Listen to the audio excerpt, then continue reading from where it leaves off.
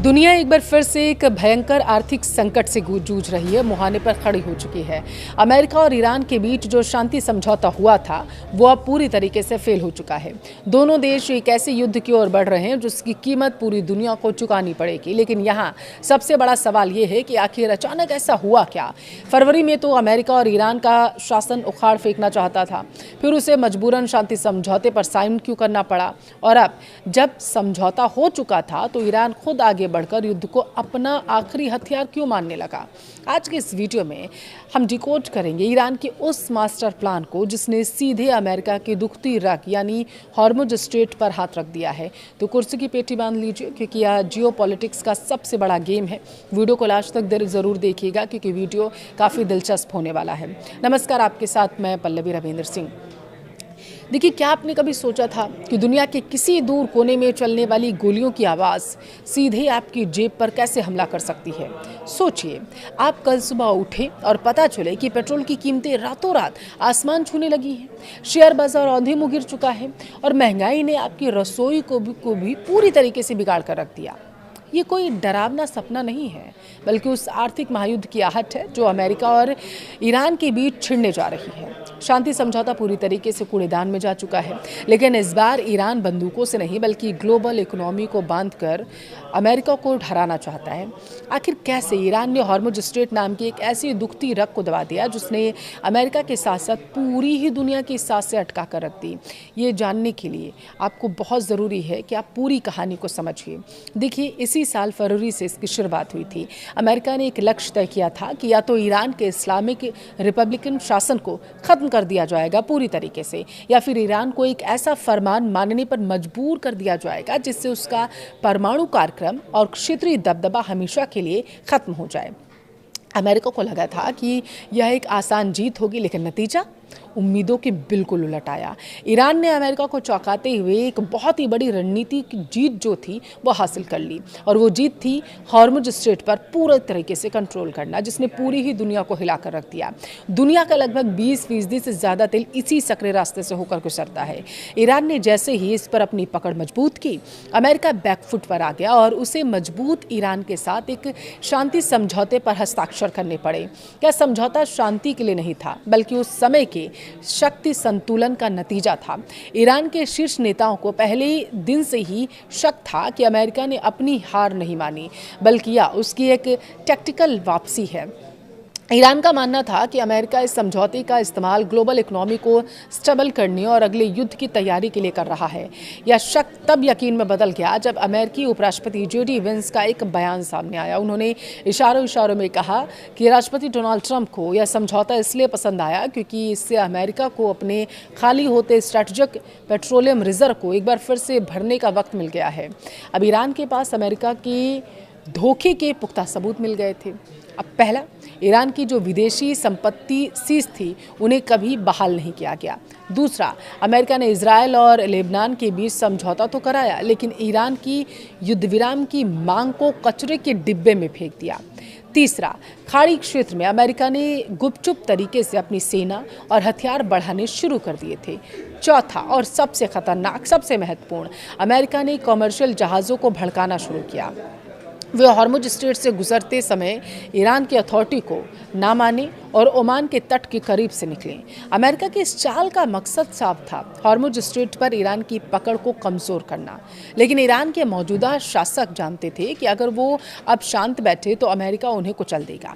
America को रोकने का एकमात्र तरीका था आक्रामक होना, और ईरान ने वही किया। पिछले हफ्ते पूर्व सुप्रीम लीडर अली खामनेई के जनाजे में जो जन सैलाब आपने देखा था ना उमड़ते हुए, उसने ईरानी लीडरशिप को एक बात साफ कर दी थी कि देश की जनता उनके आक्रामक रुख के साथ खड़ी हुई है, वो अपने नेताओं के साथ खड़ी हुई है और वो कोई भी कठिन फैसला ले सकते हैं जाकर के। हॉर्मुज अब सिर्फ एक जल डमरू मध्य नहीं रह गया है, आपको समझना होगा, बल्कि ईरान के लिए एक राष्ट्रव्यापी मुद्दा बन चुका है। और इसी समर्थन के दम पर ईरान ने अपना पहला बड़ा वार किया। ओमान के तट के करीब 2 ऑयल टैंकर्स पर उसने हमला कर दिया। जवाब में अमेरिका ने भी बमबारी शुरू कर दी। लेकिन क्या आप जानते हैं, ईरान दरअसल यही चाहता था। आपको लग रहा होगा कि ईरान अमेरिका जैसे ताकतवर देश से युद्ध क्यों मोल ले रहा है। दरअसल यह ईरान का एक सोची समझी रणनीति का हिस्सा था। ईरान जानता था कि युद्ध तो होना ही है, तो क्यों ना इसे अमेरिका को पूरी तरीके से तैयार पहले से ही शुरू कर दिया जाए। अभी ग्लोबल इकोनॉमिक पिछले सप्लाई चेन झटकों से उबर नहीं पाई है। ईरान की रणनीति अब बिल्कुल साफ है। वह अमेरिका की नौसैनिक नाकेबंदी और आर्थिक संकट को बर्दाश्त करेगा। वह खाड़ी में अमेरिकी सैन्य ठिकानों पर लगातार हमले करेगा और सबसे अहम, सबसे बड़ा दांव ईरान हॉर्मुज स्ट्रेट के साथ साथ बाब अल मंदेब और इसके साथ रेड सी को पूरी तरीके से ब्लॉक करने की योजना बना रहा है। अगर ये तीनों चेक पॉइंट्स बंद किए गए तो दुनिया भर में तेल की सप्लाई रुक जाएगी, महंगाई आसमान छुएगी, ग्लोबल इकोनॉमी घुटनों पर आ जाएगी। ईरान को पूरा यकीन है कि इस भारी आर्थिक तबाही का दबाव डोनाल्ड ट्रंप झेल नहीं पाएंगे और उन्हें मजबूरन अपने कदम पीछे खींचकर ईरान की शर्तों पर बातचीत की मेज पर आना पड़ेगा। और ईरान इसलिए भी आश्वस्त है क्योंकि अमेरिका खुद को सभी देशों का प्रतिनिधित्व करने का दावा करता है। वो कहता है मैं ही सुप्रीम लीडर हूँ, ये अमेरिका दावा करता है सभी देशों का। ईरान जानता है कि अगर आर्थिक स्थिति कमज़ोर होती है सारे देशों की, तो अमेरिका खुद को बड़ा दिखाने के लिए सामने ज़रूर आएगा। और अब मैं आपको बताऊंगी कि सुपर पावर की देखिए सबसे बड़ी टेंशन क्या है। अगर मैं आपसे कहूं कि दुनिया की सबसे बड़ी सैन्य महाशक्ति अमेरिका एक ऐसे युद्ध में फंस चुका है जहां उसके अपने ही हथियार खत्म होने की कगार पर आ चुके हैं, तो शायद आप यकीन ना करें कि इतना बड़ा देश इतने दावे करता है और ये हालात हैं। देखिए रिपोर्ट्स तो यही कह रही हैं, लेकिन ईरान के साथ चल रही भयानक जंग के बीच वाशिंगटन से एक ऐसा खुलासा हुआ जिसने पूरी दुनिया को चौंका दिया। लगातार 9 रातों से अमेरिका ईरान पर बमबारी कर रहा है। व्हाइट हाउस से राष्ट्रपति डोनाल्ड ट्रंप हुंकार भर रहे हैं कि ईरान की सैन्य ताकत खत्म हो चुकी है, लेकिन पर्दे के पीछे की कहानी कुछ और ही है।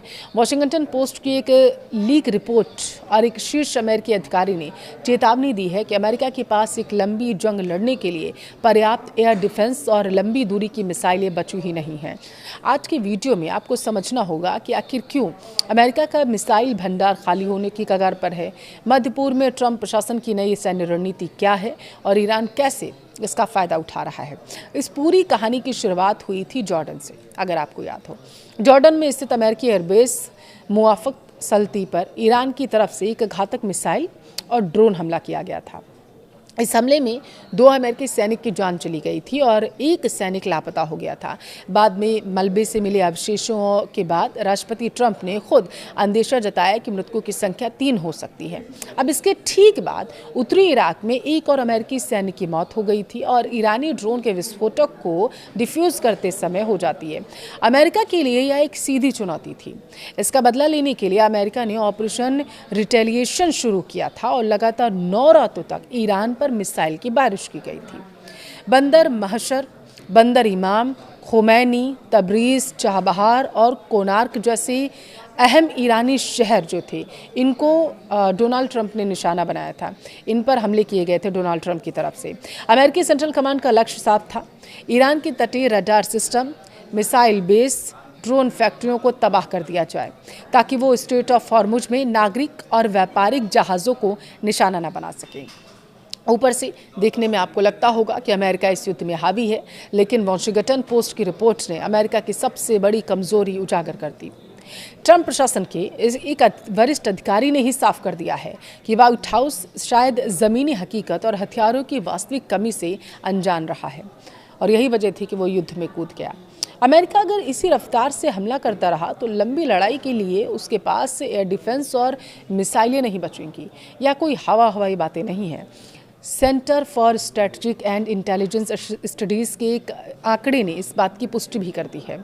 इस युद्ध में अमेरिका ने अपने सबसे एडवांस और महंगे हथियारों का अंधाधुंध इस्तेमाल किया था। शुरुआत में उसे लगा था कि मैं ईरान को झुका लूँगा। अब इसमें शामिल क्या थे आप देखिए, आपने नाम सुना होगा, टॉम हॉक क्रूज मिसाइलें, patriot air defence system, third interceptors के साथ ही आपको बता दें 6 मिसाइलें थीं, जैसम और PRSM। अब समस्या ये आ चुकी है कि इन मिसाइलों को रातों रात नहीं बनाया जा सकता। CSIS के विशेषज्ञों का मानना है कि जिस रफ्तार से अमेरिका ने इन हथियारों को खर्च कर दिया, अगर आज ही पूरी क्षमता से इनका प्रोडक्शन शुरू किया जाए तब भी युद्ध से पहले वाला भंडार वापस पाने में 2027 से लेकर के 2031 तक का समय लग सकता है। यानी इतना लंबा समय चाहिए और अभी चल रहा है 2026। अब इसका सीधा मतलब है अमेरिका एक लॉन्ग टर्म वॉर के लिए बिल्कुल भी तैयार नहीं था। मिसाइलों की कमी, इस रिपोर्ट के बीच अमेरिका ने अपनी रणनीति में बदलाव करना भी देखिए शुरू कर दिया क्योंकि मिसाइलों की कमी आई। ट्रंप प्रशासन अब मिसाइलों की जगह फाइटर जेट्स पर निर्भर है। मध्य पूर्व में अमेरिकी सैन्य मौजूदगी को तेजी से बढ़ाया गया। जर्मनी के बेस से F-16 आपको याद हो फाइटर जेट्स और ब्रिटेन से दुनिया के सबसे एडवांस स्टील्थ फाइटर F-35 को खाड़ी क्षेत्र में डिप्लॉय किया गया। राष्ट्रपति ट्रंप पहले ही इस बात के संकेत दे चुके थे कि अमेरिका अब ईरान के क्रिटिकल इंफ्रास्ट्रक्चर जैसे कि अहम पुल, बिजली संयंत्र और अन्य ढांचों को निशाना बनाएगा। लेकिन सवाल ये है कि क्या लड़ाकू विमानों की ये तैनाती ईरान को डरा पाएगी, क्योंकि ईरान ने हार मानने के बजाय अपने हमले और तेज कर दिए हैं। अमेरिका के इतने भारी हमलों के बाद भी ईरान शांत नहीं हुआ है। उसने जवाबी कार्रवाई का दायरा पूरे खाड़ी क्षेत्र में फैला दिया। ताज़ा रिपोर्ट्स के मुताबिक ईरान ने कुवैत में मिसाइल और ड्रोन से हमला किया, जिसमें वहां के पावर स्टेशन और समुद्री पानी को मीठा बनाने वाले प्लांट को नुकसान पहुंचाया गया। हालात इतने तनावपूर्ण हो गए कि बहरीन में स्थिति अमेरिकी दूतावास ने अपने नागरिकों के लिए हाई अलर्ट जारी कर दिया है। लेकिन सबसे बड़ा खतरा समुद्र में है। हॉर्मुज स्ट्रेट के पास एक व्यापारिक जहाज पर फिर से हमला हुआ। ईरान की ताकतवर इस्लामिक रिवोल्यूशनरी गार्ड कॉर्प्स यानी IRGC ने खुली चेतावनी डाली कि जब तक अमेरिका अपने हमले नहीं रोकता तब तक दुनिया का कोई भी देश इस समुद्री मार्ग से तेल और गैस सुरक्षित ले ही नहीं जा सकता। जो कुछ भी मिडिल ईस्ट में हो रहा है वो सिर्फ दो देशों की लड़ाई नहीं, यह दुनिया के शक्ति संतुलन को बदलने की जंग है। एक तरफ अमेरिका है जो अपनी बादशाहत खोना नहीं चाहता, तो दूसरी तरफ ईरान है जो यह समझ चुका है कि आक्रमण ही सबसे अच्छा विकल्प है, बचाव है। अगर यह युद्ध लंबा खिंचा तो भारत समेत पूरी दुनिया को इसका भयंकर खामियाजा भुगतना पड़ेगा। पेट्रोल डीजल की कीमतें क्या रिकॉर्ड बनाएंगी, इसका अंदाजा लगाना बेहद मुश्किल है। तस्वीर अब बिल्कुल साफ होती नजर आ रही है। यह सिर्फ दो देशों के बीच का सैन्य टकराव नहीं बल्कि जियोपॉलिटिक्स के चेस बोर्ड पर खेला जा रहा एक बेहद ही खतरनाक गेम है। ईरान ने जानबूझकर ये जाल बिछाया और वो जानता था कि अमेरिका अगर सीधा हमला करेगा तो ग्लोबल सप्लाई चेन टूट जाएगी। इसका सीधा नुकसान अमेरिकी अर्थव्यवस्था को होगा। ईरान का यह आखिरी हथियार दुनिया को 2008 से भी ज़्यादा बड़ी मंदी में धकेलने का काम करेगा। लेकिन इस पूरी लड़ाई में सबसे बड़ा सवाल ये है कि भारत जैसे विकासशील देश इस ऑयल शॉक से खुद को कैसे बचाएंगे। क्या भारत को अब ईरान और अमेरिका में से किसी एक को चुनना पड़ेगा? आपकी इस पूरे मुद्दे पर राय क्या है, मुझे कमेंट में ज़रूर बताएं।